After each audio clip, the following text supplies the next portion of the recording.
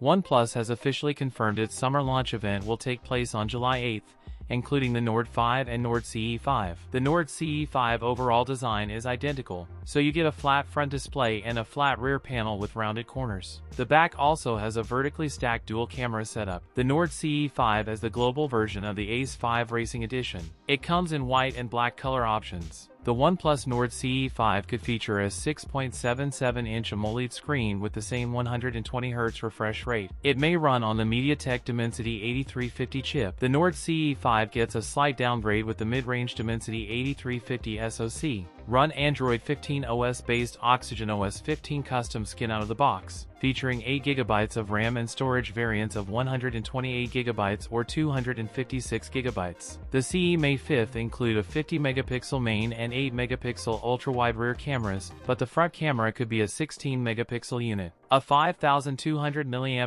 battery with 80W charging. That's it for today's video. If you enjoyed it, don't forget to like, comment, and subscribe for more content. Thanks for watching, and I'll see you in the next one.